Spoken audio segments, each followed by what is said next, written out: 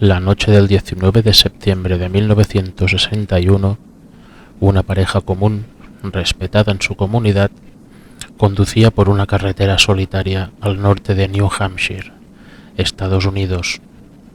Lo que ocurrió en las siguientes horas cambiaría sus vidas para siempre y marcaría un antes y un después en la historia del fenómeno ovni. No fueron sueños, no fueron visiones. Algo real ocurrió en aquel tramo de la autopista 3, entre las montañas silenciosas y los bosques dormidos. Betty y Barney Hill no buscaban fama, no querían atención, solo querían entender por qué. ¿Por qué durante más de 2 horas no pudieron recordar qué les ocurrió? Y lo que emergió después fue algo que incluso a día de hoy nos hiela la sangre. Hoy, en Umbral FM, cruzamos el umbral de lo real y lo imposible. Hoy escuchamos la historia de los que fueron llevados. La historia comienza la noche del 19 de septiembre de 1961. Betty y Barney Hill regresaban de unas vacaciones en Canadá. Ambos eran personas respetables. Barney trabajaba en correos y Betty era trabajadora social. Eran una pareja interracial, algo aún raro en esa época, y tenían un fuerte vínculo sentimental. Conducían su Chevrolet Bel Air por la autopista 3, atravesando una zona montañosa y boscosa del estado de New Hampshire.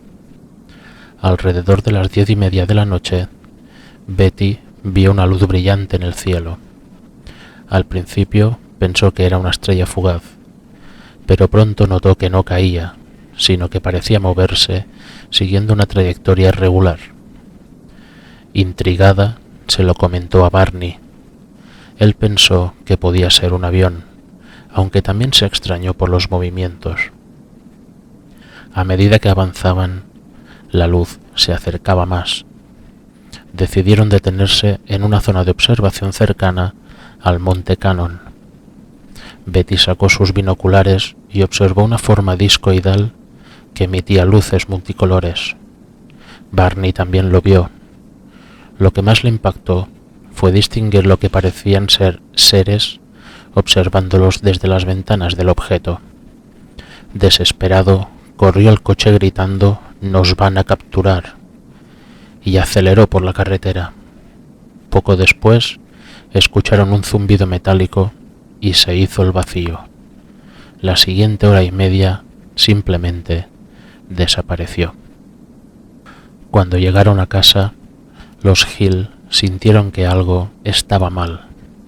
Habían planeado llegar mucho antes, pero el reloj del coche indicaba una hora inusual.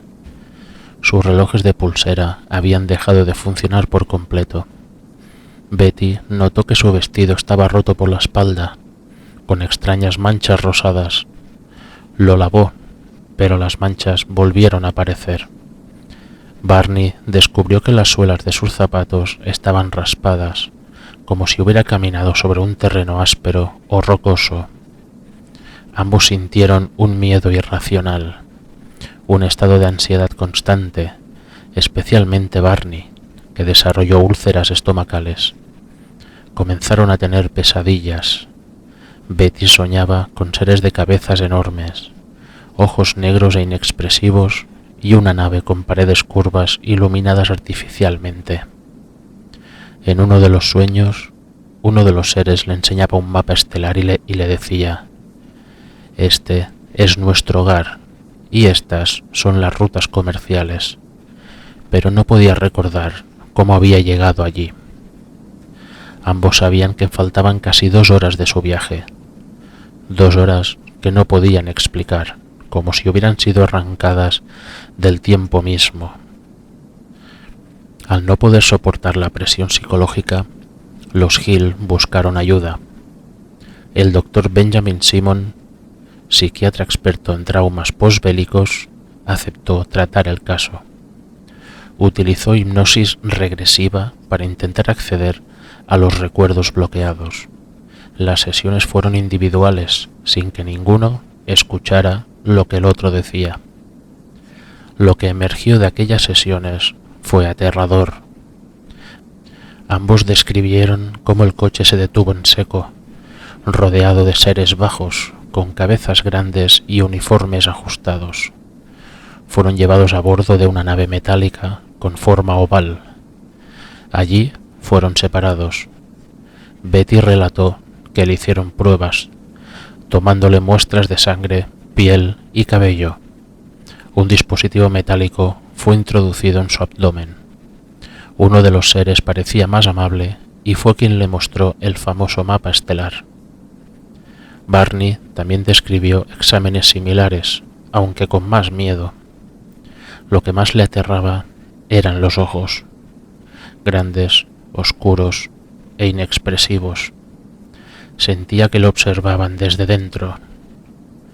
El Dr. Simon, pese a no creer en extraterrestres, reconoció que el trauma era real. No estaban inventando. Para ellos, lo vivido era auténtico. Años después, Betty fue capaz de reproducir el mapa que vio en la nave, compuesto por una serie de puntos conectados por líneas. Lo dibujó de memoria durante una de las sesiones. Este dibujo llamó la atención de Marjorie Fish, una profesora aficionada a la astronomía. Durante años comparó el dibujo con datos astronómicos disponibles. Finalmente, en 1969, encontró una correspondencia con el sistema binario Zeta Reticuli, a unos 39 años luz de la Tierra. Lo más sorprendente era que las estrellas del sistema aún no eran del todo conocidas en 1961. ¿Cómo pudo Betty reproducir un mapa con semejante precisión? ¿Lo vio realmente en la nave? ¿O fue una coincidencia imposible? Los escépticos cuestionaron los métodos, pero incluso los críticos reconocieron la extrañeza del hecho. Este caso marcó un antes y un después en la narrativa ovni. Antes de los Hill no existía la figura del abducido. Después, miles comenzaron a reportar casos similares. Seres de ojos grandes, naves, exámenes, pérdida de tiempo. Fue el inicio del fenómeno moderno de las abducciones. Hollywood lo adoptó. Las abducciones se convirtieron en parte del imaginario colectivo.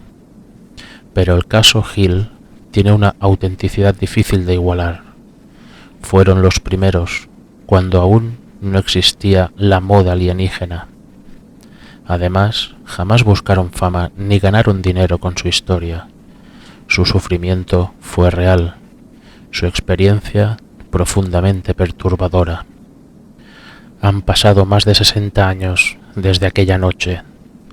La historia de Betty y Barney Hill sigue siendo una de las más documentadas, intrigantes y debatidas de la ufología. ¿Fue todo una alucinación compartida?